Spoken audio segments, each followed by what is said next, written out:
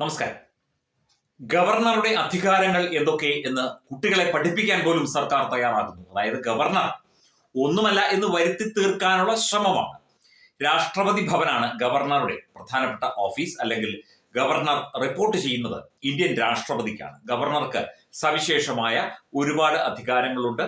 അതേക്കുറിച്ച് ഇടതുപക്ഷക്കാർക്കും CPM-നും SFIക്കാർക്കും തർക്കങ്ങൾ കാണുമായിരിക്കാം. പക്ഷേ ജനങ്ങൾക്കോ അല്ലെങ്കിൽ ഗവർണർ ആരാണ്, ആ പദവി എന്താണ് എന്നറിയാവുന്നവർക്കോ തർക്കമൊന്നുമില്ല.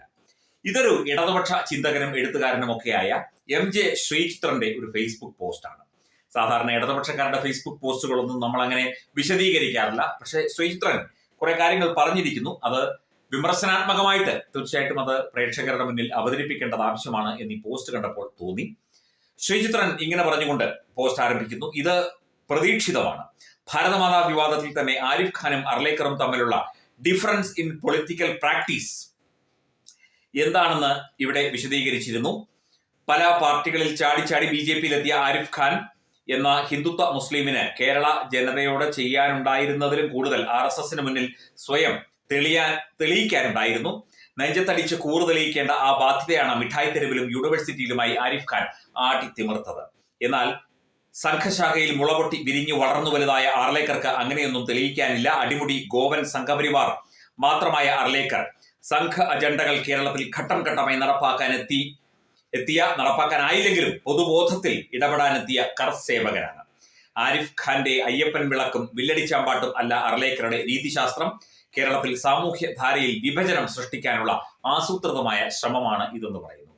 ഇവിടെ സംഘത്തിൽ പ്രവർത്തിച്ചവരൊക്കെ ഇത്തരത്തിൽ വിഘടനം ഉണ്ടാക്കുകയും വിഭിന്നമായി ചിന്തിക്കുകയും ഒക്കെ ചെയ്യണമെങ്കിൽ ഇന്ത്യ എന്ന ഒരു ദേശത്തെ ഹൃദയത്തോട് ചേർത്ത് പിടിച്ചുകൊണ്ട് ഒന്നായി കണ്ടുകൊണ്ട് പ്രവർത്തിക്കുന്ന നരേന്ദ്ര ദാമോദർദാസ് മോദി എന്ന സംഘപ്രവർത്തകനെ നിങ്ങൾ എന്ത് വിളിക്കും? MJ ശ്രീചിത്രൻ.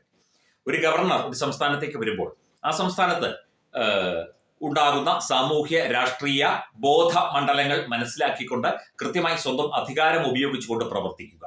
ഒരു പരിപാടിയിൽ പോകുമ്പോൾ ആ പരിപാടിയുടെ രീതി അനുസരിച്ച്, ആ പരിപാടിയുടെ നടപടിക്രമം അനുസരിച്ച് തന്നെ പ്രവർത്തിക്കുക.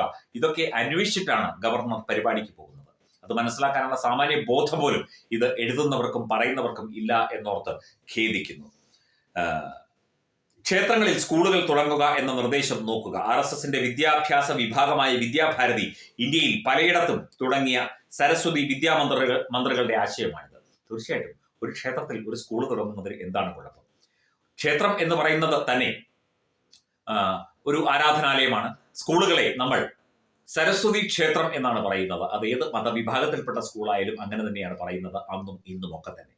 അതായത് വിദ്യാദേവതയായ, ഭാരതീയ സങ്കല്പ പ്രകാരം വിദ്യാദേവതയായ സരസ്വതിയെ ഉപാസിക്കുന്ന ആലയങ്ങളായിട്ടാണ് സ്കൂളുകൾ കണക്കാക്കപ്പെടുന്നത്. അപ്പോൾ ക്ഷേത്രങ്ങളുടെ അനുബന്ധമായി വിദ്യാലയങ്ങൾ, സ്കൂളുകളും മറ്റ് അനുബന്ധ സാംസ്കാരിക നിലയങ്ങളും തുടങ്ങുന്നതിൽ എന്താണ് ഇത്ര കുഴപ്പം എന്നുള്ള ചോദ്യം ഞങ്ങൾ ഉന്നയിക്കുന്നില്ല. കാരണം അതിന് കുഴപ്പമൊന്നുമില്ല എന്ന് ഇവിടുത്തെ ഹൈന്ദവ സനാതന ധർമ്മ വിശ്വാസികൾക്കും ക്ഷേത്ര ഭാരവാഹികൾക്കും ഒക്കെ അറിയാം. ഒരു വേള ദേവസ്വം ബോർഡിന്റെ ക്ഷേത്രങ്ങളുടെ കീഴിൽ സ്കൂളുകൾ തുടങ്ങാൻ നിങ്ങൾ ഇടതുപക്ഷക്കാർ അനുവദിക്കില്ലായിരിക്കാം. പക്ഷേ അനവധി സ്വകാര്യ അതുപോലെ തന്നെ ട്രസ്റ്റുകളൊക്കെ ഭരിക്കുന്ന ക്ഷേത്രങ്ങളുണ്ട്. അവയുടെയൊക്കെ കീഴിൽ പള്ളിക്കൂടങ്ങൾ എന്നും പറയാൻ പറ്റില്ല, സ്കൂളുകൾ, വിദ്യാലയങ്ങൾ തുടങ്ങാൻ സേവാഭാരതി, വിദ്യാഭാരതി തുടങ്ങിയ സംഘത്തിന്റെ വിവിധ ക്ഷേത്രങ്ങൾ ഏകോപിപ്പിച്ചുകൊണ്ട് തുടങ്ങാൻ ഗവർണർ അർലേക്കർ ആഹ്വാനം ചെയ്തതിൽ വിറളി പൂണ്ട കുറെ ആളുകളാണ് ഇങ്ങനെ ഓരോന്ന് കുറിക്കുന്നത്.